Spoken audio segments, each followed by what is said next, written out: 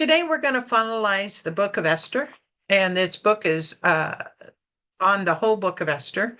And looking at the table of contents, we have completed all 9 chapters, and it's quite an interesting and beautiful story of love, of a person being put in a position, being thrust into a position. Why? For reasons she doesn't know, and then all of a sudden it becomes important. And so it's of that. But it's a glorious book. The last chapter we've read is The Faithful Day. It's kind of gruesome in our today's standards as far as everybody who got killed, but that is the Old Testament for you.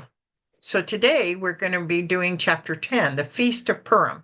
And of course, the Feast of Purim, which Jews still celebrate today.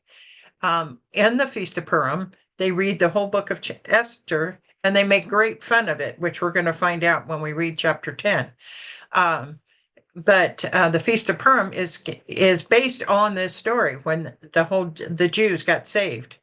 But anyway, let's go ahead to the chapter 10 and finish off the book of Esther. The Feast of Purim, Esther 9:20 through 10:3.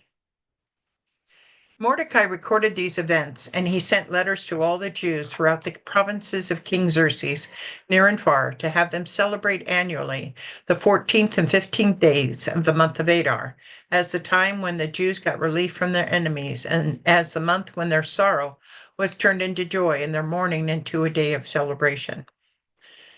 The Feast of Purim is celebrated today on the 14th, 15th day of Adar, which is in March. The word Purim means lots, and refers to the lottery that Haman used to choose the date for the Jewish massacre. The feast usually starts by a minor fast called the Fast of Esther, similar to what she did before she went to see the king. Mordecai sent letters to all the Jews to have them celebrate annually. What is this celebration now called? The Feast of Purim. What date is this celebration held on? The 14th and 15th day of Adar. What does the word Purim come from? From the word pur, which is lots, which is what Haman cast. What does this feast usually start with? A minor fast, so connecting to Esther's fast before she talked to the king. The fast of Esther commemorates something that happened in the book of Esther. What is it? It's the 3-day fast that Esther did before she went to see the king. What are the Jews celebrating with this feast? They're celebrating, let's see. They're celebrating a time when Jews got relief from their enemies. In a month when their sorrow was turned to joy and their mourning into celebration. The Jews really have fun with this holiday. They really put on parties and do all kinds of fun things with it. Mordecai wrote to them to observe the days as days of feasting and joy and giving presents of food to one another and gifts to the poor.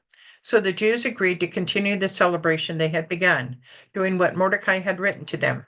For Haman, son of Hammedatha, the Agagite, the enemy of all Jews, had plotted against the Jews to destroy them and had cast the pur, that is the lot, for their ruin and destruction. But when the plot came to the king's attention, he issued written orders that the evil scheme Haman had devised against the Jews should come back into his own head, and that he and his son should be impaled on poles. Therefore, these days were called Purim, from the word pur. So there, you have it as far as they are to celebrate this.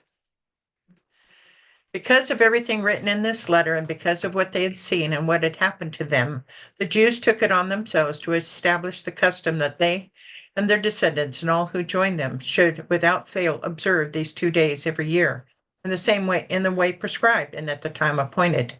These days should be remembered and observed in every generation, by every family and in every province and every city. And these days of Purim should never fail to be celebrated by the Jews, nor should the memory of these days die out among their descendants. During the Feast of Purim, the primary commandment is to read the complete book of Esther. It is customary to boo, hiss, stamp feet, and rattle grangers, or noisemakers, whenever the name of Haman is mentioned in the reading. The purpose is to blot out the name of Haman. What is read during the Feast of Purim? The book of Esther. What is done when the name of Haman is said? Noisemakers are made so the name of Haman cannot be heard. What is the purpose of making noise when Haman's name is mentioned? So you blot out the name of Haman.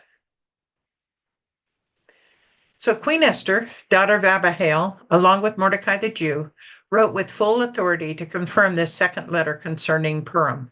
And Mordecai sent letters to all the Jews in the 127 provinces of Xerxes' kingdom, words of goodwill and assurance, to establish these days of Purim at their designated times, as Mordecai the Jew and Queen Esther had decreed for them, and as they established for themselves and their descendants in regard to their times of fasting and lamentation. Esther's decree confirmed these regulations about Purim, and it was written down in the records. The Feast of Purim is known for its very colorful and fun celebrations known as a spiel. Spiel usually includes humorous plays, skits, and music. The plays are usually a comic interpretation of the Esther story, sometimes even satirizing the current people or events. Who decreed the dates for the annual festival of Purim? Queen Esther, along with Mordecai, I would imagine. What happens at a spiel? A spiel is a humorous play, skits, or music where they kind of act on the story of Esther. The plays done at a spiel are based on what? The story of Esther. King Xerxes imposed tribute throughout the empire to its distant shores, and all his acts of power and might, together with a full account of the greatness of Mordecai, whom the king had promoted, are they not written in the books of the annals of the kings of Media and Persia?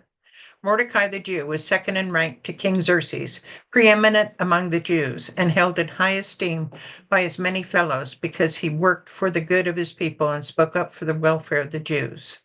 Another commandment of the Feast of Purim is to send gifts of food or drink and to make gifts to charity, just as Mordecai stipulated in Esther 9:23. Purim is the happiest of all Jewish holidays, when having fun is not only permitted, it is commanded. What book has recorded all the events of the king and of Mordecai? The Annals of the Kings of Medes and Persia. What are the three other commandments of the Feast of Purim? Send gifts of food or drink, make gifts to charity. Those two I know. Let's see. Let's see if I can find it here. Right. Send gifts of food and drink and to give gifts to charity and to have fun. Have fun. So the only thing I wanted to add, this was not in the book of Esther. There is actually a tomb of Esther and Mordecai in Iran today and it's considered a World Heritage Site in 2008. So I thought you might like to see that. So anyway, we have finished the book of Esther. I hope you enjoyed it. It's a great read and a great fun, and you can literally see it before your eyes happening. It's pretty cool. Talk to you later.